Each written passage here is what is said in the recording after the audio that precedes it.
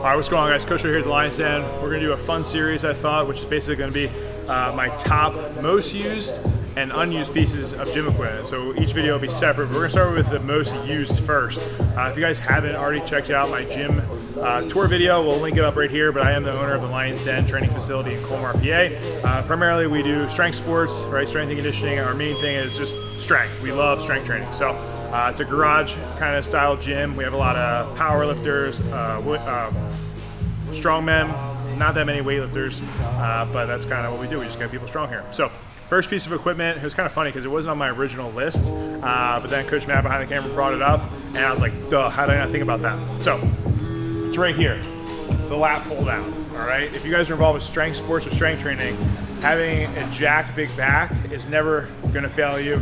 Or something that you want to be worried about. So training your back in here, we have someone on this basically all day, every day. We've had to replace cables on here just from being used so much. And a lot of people always ask where I got this lat pull down, what make is it or model, and I have no idea, but I know that it's amazing.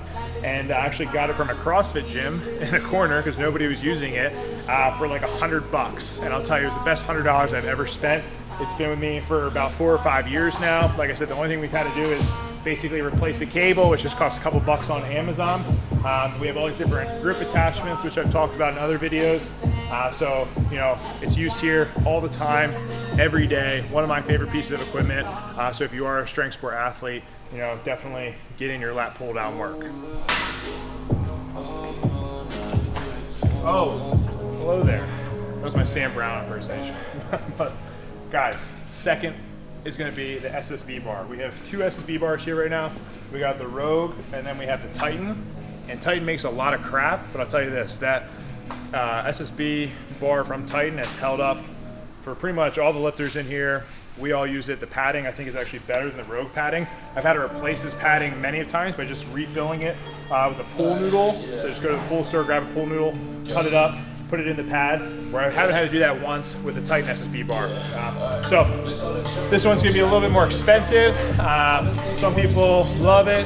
Like I said, I think the Titan's actually better, but if I could go back and spend even more money, and I'll probably eventually have this bar, it's just gonna be the Elite FTS Yoke bar, I believe it's called, which is just their version of an SSB bar. So one of my favorite bars. I've made videos on it before, and it's definitely one of the most used bars here for strength sport athletes, used for squat variations, and even some other things like good mornings, some Hatfield squats, whatever. But I highly recommend, if you guys have a garage gym or if you are a member of a gym that has SSB bar, get familiar with it and incorporate it into your training. Oh, I feel like I'm being pulled between 2 pieces of equipment. What could they be? Oh, we have the lying hamstring curl in corner number 1, and then we have the mighty hack squat in corner number 2. Obviously, both of these are used for training the legs, and it's a tough call. It's a tough call to make. I don't know. I equally love both of these. The hamstring curl has provided me about another 3 inches on my hamstrings over the last 1.5 years, and the hack squat has made me question my life and its existence, but it does have some benefits because my quads have turned into not only quads, but quadzillas. Now we have Coach Tanya over here trying to hold back her laughter because I suck at making jokes, and I'm gonna ask her, what's your tail on the tape, Tanya? What do you think reigns superior, the lying hamstring curl or the hack squat? Your job depends on it. I would say it's 50-50, guys. What the heck? You have to pick. I think. What do you think it's 55%? Probably this. You think? I think so. Why do you think? Just because I think the hack squat it does get used a ton, so maybe like 5% is the only difference, but I feel like the hack squat is such a push mentally when you're actually doing it. This is more just like a straight up burn, where that I feel like people do tend to shy away from a little bit because it's definitely pushes you to your limits a little bit more. I actually 100% have to agree with you on that. Like sometimes, like even looking at that hack squat right now, it's like yeah, it's like you just dread it. I don't want to do it. Yep. But I can always hop on here and start really light, and everything just feels really good, and then just get enough of a burn and then be done with it. So I agree. So I guess we have to say that this one wins out of the pull of the lying hamstring curl and the hack squat, but they're still tied for number 3 placing here on our video.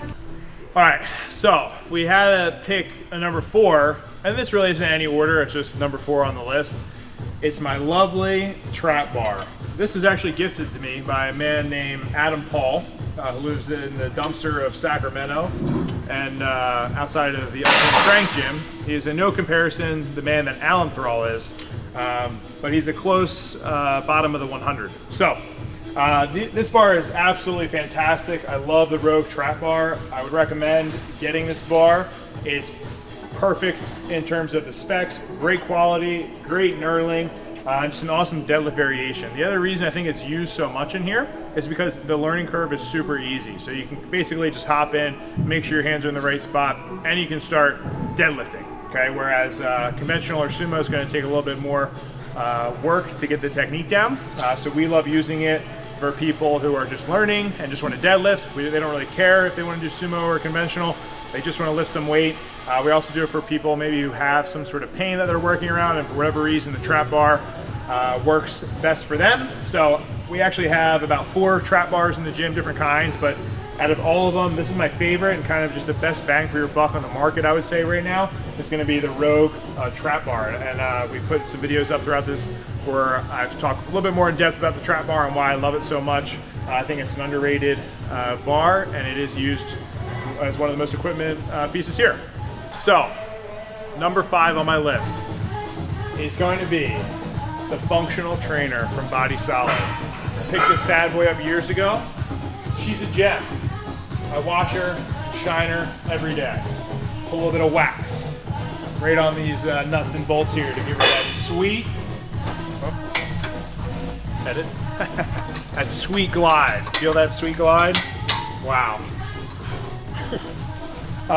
No, but seriously, I would say someone's always on the cable machine. So this is primarily used for any sort of accessory movements, right, or arms, whatever. But I think just having some sort of cable stack in the gym that you train at or in your garage is going to be a wise investment, just for hitting some smaller muscle groups. Like I said, getting accessory work in. But this video by no means was in any specific order. We kind of just were talking and just had a fun question of what do you think is the most used piece of equipment in here, outside of obviously like dumbbells, the barbells, and plates, okay, because people use this stuff all the time. But those were kind of like our top 5. Some of them were in a competition for one, so we included that there. But I think if you have those pieces of equipment, you're in a really good place for strength training and some hypertrophy stuff and accessory work. So hopefully you guys enjoyed that. Make sure after you're done watching this, you watch the most unused pieces of gym in here, because there are a couple that we had purchased, and they really don't get any TLC. So maybe after this video, they'll get more, but if not, I think it's kind of like the rite of passage, you know, when you're a gym owner, you collect things or you think they're going to use them a lot and they don't, or vice versa. You don't think someone's going to use that as much, and then also you're like, wow, people love that. So you either need more of it, or you just know that it's a great piece of gym equipment, so you can share videos such as this so you guys can learn. So check out the next video. That's what we're going to go into next. But until then, stay lean, mean, strength machine. I'll see you guys next time. Peace.